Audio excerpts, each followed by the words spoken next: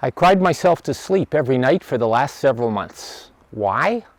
Because my beautiful Russian pear tree looks like it's dead. We had minus 42 2 winters ago and minus 40 Celsius last winter. And even though this pear tree can take to about minus 40, it couldn't take 2 test winters in a row. So all of the grafts that I had on it died along with the tree, but it's still alive below the snow line. So today I'm going to show you a graft called the hammer and chisel graft. I think I invented it. At least I haven't seen anything like it. So we can call it Bernie's Magic Hammer and Chisel Graft. Got a nice ring to it. Come on, I'll show you how it works. Okay, we obviously use a hammer and a chisel for this hammer and chisel graft. This is simply a 1/2 inch across wood chisel. I sharpened it a little bit because you want it a little bit sharper than normal. All you do is you go to the tree,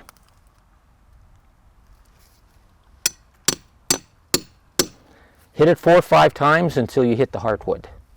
Then you take the chisel out, then you go up just a little bit, maybe about 1/2 inch. Do the same thing. Make sure it goes into the heartwood. Then we're going to do the same thing on the sides. And that's the left side, and now the right side. So now what we do is we take it out, and you can see the heartwood. It's the, let's have a close-up of the camera.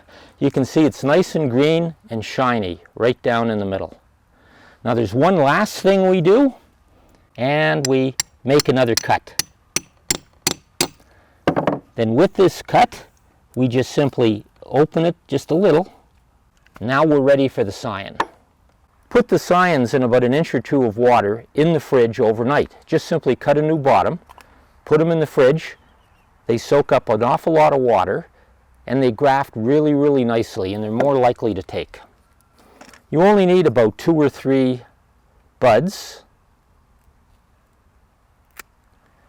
This is the outside bud, and we're going to be inserting the scion like so. So on the opposite side of the outside bud, you make a cut.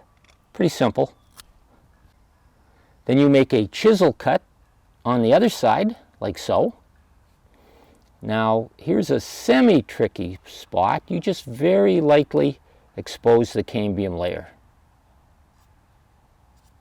like so. So you've got one flat side and one more rounded side where you've scraped the cambium off. Now all we do is we simply take the flat side, put it in where we cut that little groove, take the hammer, see how nicely it goes right in along the cambium layer? All right, you push it in down until there is no more green showing. Then just with a little bit of wax, you don't need any tape. It's held in very nicely. Take a little bit for the tip.